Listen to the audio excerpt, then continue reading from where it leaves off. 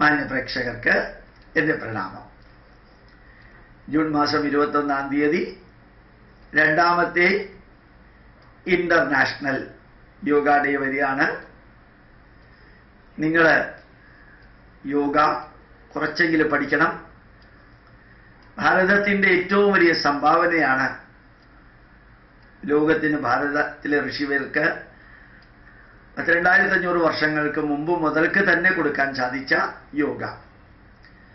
ആ യോഗയെ പലരും പല രീതിയിൽ രൂപപ്പെടുത്തിയിട്ടുണ്ട്.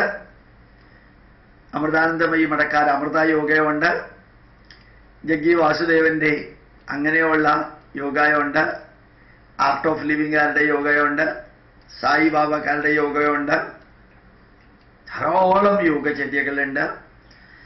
എല്ലാത്തിൻ്റെയും പരമമായ ലക്ഷ്യം എന്ന് പറയുന്നത് മനുഷ്യ മനസ്സിനെയും ശരീരത്തെയും കുടുംബത്തെയും സമൂഹത്തെയും സംസ്കാരത്തെയും രാഷ്ട്രത്തെയും അസതോമാ സദ്ഗമയ തമസോമാ ജ്യോതിർഗമയ മൃത്യോർമാ അമൃതം ഗമയ.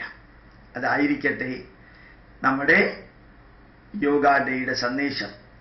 അടിമുടി മാറാൻ നമുക്ക് സാധിക്കട്ടെ. ഇന്നലെ കുറേ രാഷ്ട്രീയ പാർട്ടിയിലുള്ള വ്യക്തികൾ എന്നെ ബന്ധപ്പെട്ടിരുന്നു. നിരീശ്വരവാദികളും നമ്മുടെ നാടിൻ്റെ പൈതൃകത്തെയൊക്കെ ശക്തിയുക്തം എതിർക്കുന്നവരൊക്കെ ആയിരുന്നു എന്നാണ് അവർ പറഞ്ഞത്. സാറിൻ്റെ പ്രഭാഷണം കേട്ട് കഴിഞ്ഞപ്പോൾ ഞങ്ങൾ അടിമുടി മാറി.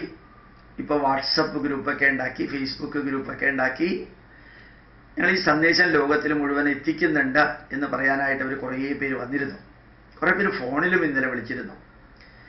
അവരോടെല്ലാം ഞാൻ പറഞ്ഞത്, നമ്മൾ ശ്രദ്ധിക്കേണ്ടത് നമ്മുടെ രാഷ്ട്രത്തെയും ധർമ്മത്തെയുമാണ്. ഒരു വ്യക്തിക്കും പരിധിക്കപ്പുറമുള്ള പ്രാധാന്യം കൊടുക്കണ്ട. വ്യക്തിയെ ആരാധിക്കുമ്പോൾ എന്താ പറ്റുകയെന്ന് വെച്ച് കഴിഞ്ഞാൽ, ഏത് വ്യക്തികൾക്കും അവരുടേതായിട്ടുള്ള പരിമിതികളൊക്കെ ഉണ്ട്. പ്രത്യേകിച്ച് ഒരു സന്യാസിയോ ഋഷിയോ അവതാരത്തെ പോലെയൊക്കെ നമ്മൾ കാണുമ്പോൾ അവരിൽ നിന്ന് പ്രതീക്ഷിക്കുന്നതല്ല ചിലപ്പോൾ വരുന്നതെങ്കിൽ, ചിലപ്പോൾ നമ്മൾ ഒരൊറ്റ സുപ്രഭാതത്തിൽ നമ്മൾ അവരെ വെറുത്തു എന്ന് വരും. അവരെ വെറുക്കാനുള്ള കാരണം പരിധിക്കപ്പുറം നമ്മൾ ആ വ്യക്തിയിൽ ഫോക്കസ് ചെയ്തത് കൊണ്ടാണ്. അപ്പൊ പരിധിക്കപ്പുറം വ്യക്തിയിൽ ഫോക്കസ് ചെയ്യാതെ നമ്മുടെ നാടിനും നമ്മുടെ ധർമ്മത്തിനും വേണ്ടി ഫോക്കസ് ചെയ്ത് അതിനു വേണ്ടി സപ്പോർട്ട് ചെയ്യുന്ന എല്ലാ വ്യക്തികളെയും കുറേയൊക്കെ ഒരേപോലെ കാണാൻ ശ്രമിച്ച് അഡീഷനും ഡിലീഷനും മോഡിഫിക്കേഷനും കറക്ഷനും അവർ പറയുന്നതിൽ നല്ലതെടുക്കുക, അവർ പറയുന്നതിൽ നമുക്ക് യോജിക്കാത്തതുണ്ടെങ്കിൽ കളയാം, അവർ പറയുന്നത് മോഡിഫൈ ചെയ്തെടുക്കാൻ സാധിക്കുമെങ്കിൽ മോഡിഫൈ ചെയ്തെടുക്കാം. അവർ പറയുന്നതിൽ തെറ്റുണ്ടാവും, അവർ മനുഷ്യരാണ്. ഞാൻ പറയുന്നതിൽ തെറ്റുണ്ടാവാൻ സാധ്യതയുണ്ട്. ഒരാൾ എന്നെ വിളിച്ചറിയിച്ചു, വളരെ വേണ്ടപ്പെട്ട ഒരാൾ, സാറിൻ്റെ നാവിൽ നിന്ന് ഒരു കാരണവശാലും തെറ്റുകൾ വരരുത്, വന്നു കഴിഞ്ഞാൽ അതെടുത്ത് സാറിനെതിരെ പ്രയോഗിക്കും. ഞാൻ പറഞ്ഞു, പരമാവധി പ്രൂഫൊക്കെ വെച്ചുകൊണ്ടാണ് പറയുന്നത്, അല്ലെങ്കിൽ വളരെ വിലപിടിപ്പുള്ളവരെ പ്രത്യക്ഷം പ്രമാണം, അനുമാനം പ്രമാണം, ശാസ്ത്രം പ്രമാണം, ആപ്തവാക്യം പ്രമാണം, ഇങ്ങനെ 4 പ്രമാണങ്ങൾ വെച്ചുകൊണ്ടാണ് ഈ ക്യാമറയുടെ മുമ്പിലിരുന്ന് കാര്യങ്ങൾ പറയുന്നത്. എങ്കിലും ചിലപ്പോൾ തെറ്റിന്ന് വരും. നിങ്ങൾ തിരുത്താൻ തയ്യാറാണ്. അപ്പോൾ നമ്മൾ ആരാധിക്കുകയോ ബഹുമാനിക്കുകയോ ചെയ്യുന്ന ഏത് വ്യക്തി പറയുന്നതും 100% പെർഫെക്റ്റ് ആവണമെന്ന് നിർബന്ധമൊന്നുമില്ല.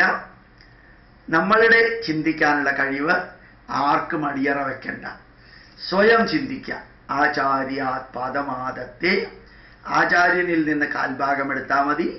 പാദം ശിഷ്യസ്വമേധയ, കാൽഭാഗം തന്നെത്താനെ ഉണ്ടാക്കണം. പാദം സബ്രഹ്മചാരിഭ്യ, മൂന്നാമത്തെ കാൽഭാഗം മറ്റുള്ളവരും ആയിട്ട് ചർച്ച ചെയ്ത് ശേഷം കാലക്രമേണ ച, ബാക്കിയുള്ളത് കാലക്രമത്തിൽ ജീവിതത്തിൽ മുമ്പോട്ട് പോകുമ്പോൾ അഡീഷനും ഡിലീഷനും മോഡിഫിക്കേഷനും കറക്ഷനും വരുത്തിയിട്ട് ചേർക്കേണ്ടത് ചേർക്കുക, കളയേണ്ടത് കളഞ്ഞ് ജീവിക്കാൻ നമുക്ക് സാധിക്കുമ്പോഴാണ് യഥാർത്ഥത്തിൽ ഭാരതീയ പൈതൃകവും പൈതൃകം പഠിപ്പിക്കുന്ന ആചാര്യന്മാരും അതിൻ്റെ പുറകിലുള്ള വീക്ഷണവും അതിലുള്ള അറിവുകളും 21-ാം നൂറ്റാണ്ടിലേക്ക് ഏറ്റവും അനുയോജ്യമായി തീരുന്നത്. ബ്ലൈൻഡായിട്ട് ആരെയും ഫോളോ ചെയ്യണ്ട, ദൈവത്തെ ഭയപ്പെടേണ്ട കാര്യമേ ഇല്ല. ആചാര്യന്മാരെ പരിധിക്കപ്പുറം ബഹുമാനിക്കേണ്ട കാര്യമില്ല. ബഹുമാനിക്കണം, പരിധിക്കപ്പുറം എന്ന് ഞാൻ പറയാൻ കാരണം സ്ലേവായി പോകരുതെന്നാ പറയാ. എല്ലാ ആചാര്യന്മാരുടെയും എല്ലാ വ്യക്തികളുടെയും ഡ്രസ്സിനകത്ത് മനുഷ്യ ശരീരമാണെന്നുള്ളത് മറക്കരുത്. നന്മ കൊണ്ട് അവരവതാരങ്ങളായിട്ടുണ്ടാവും, നന്മ കൊണ്ട് അവതാരങ്ങളായിട്ടുണ്ടാവും. അന്ധമായിട്ട് നമ്മൾ ഫോളോ ചെയ്യുമ്പോൾ പറ്റുന്നത്, ഒരിക്കൽ നമ്മൾ കാല് ഇടറി വീണാൽ നമുക്ക് ഇവരോട് എല്ലാവരോടുമുള്ള ബഹുമാനം പുച്ഛമായി മാറും. അതിന് കുറ്റക്കാരവരല്ല, നമ്മളാണ്. കണ്ണടച്ച് നമ്മൾ ആരെയും ലോകത്തിൽ, അതിൻ്റെ അർത്ഥം ഗുരുക്കന്മാർ പറയുന്നത് കേൾക്കണ്ട എന്നൊന്നുമല്ല. ഈ യോഗ ഡേ ഈ ജൂൺ മാസം 21 അതിഗംഭീരമായിട്ട് വിപ്ലവകരമായ മാറ്റം നമ്മുടെ മനസ്സിൽ വരുത്താനുള്ള ദിവസമാവട്ടെ. നോൺ വെജിറ്റേറിയനും മദ്യവും ലഹരി പദാർത്ഥങ്ങളും ഉപേക്ഷിച്ച്, നോൺ വെജിറ്റേറിയനും മദ്യവും ലഹരി പദാർത്ഥങ്ങളും ഉപേക്ഷിച്ച് നല്ല വെജിറ്റേറിയൻ സിമ്പിൾ ഭക്ഷണം കഴിച്ച് ജീവിക്കുമ്പോഴുള്ള ഒരു ശരീരം, ആ ശരീരം നിങ്ങൾക്കുണ്ടാവട്ടെ. നല്ല കുടുംബ ബന്ധം, ആ കുടുംബത്തിനകത്ത് കൂടുമ്പോൾ ഇമ്പമുണ്ടാകുന്ന സ്ഥലമായിട്ട് നമ്മുടെ കുടുംബം മാറട്ടെ. വളരെ നല്ല രീതിയിൽ കുടുംബാന്തരീക്ഷത്തെ അഭിനന്ദിക്കാനും അനുഗ്രഹിക്കാനും ആശീർവദിക്കാനും പരസ്പരം പങ്കുവയ്ക്കാനും ദുഃഖവും സന്തോഷവും പങ്കുവയ്ക്കാനും ഒക്കെ ഉള്ള കേന്ദ്രമാക്കി മാറ്റാൻ നമ്മുടെ കുടുംബം സാധിക്കട്ടെ. നമ്മുടെ പൈതൃകത്തിലെ സാംസ്കാരിക മൂല്യങ്ങൾ നല്ല രീതിയിൽ പഠിച്ച്, ഒരു വിഷയമെങ്കിലും പഠിച്ച് മറ്റുള്ളവരെ പഠിപ്പിക്കാൻ, ഒരു വിഷയമെങ്കിലും പഠിച്ച് മറ്റുള്ളവരെ പഠിപ്പിക്കാനുള്ള അവസരം ഉണ്ടാക്കാം. ഇപ്പൊ ധാരാളം വ്യക്തികൾ പൈതൃകം പഠിച്ച് പഠിപ്പിക്കുന്നവരും പ്രദർശിപ്പിക്കുന്നവരും അവര് ഡീറ്റെയിൽ നമുക്ക് തരാറുണ്ട്.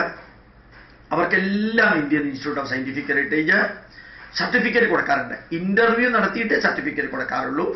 100 ആപ്ലിക്കേഷൻ കിട്ടുമ്പോൾ 45-50 പേരെ പെർഫെക്റ്റ് ആയിട്ടുള്ളൂ. അത്ര പേർക്ക് സർട്ടിഫിക്കറ്റ് കൊടുക്കാറുള്ളൂ.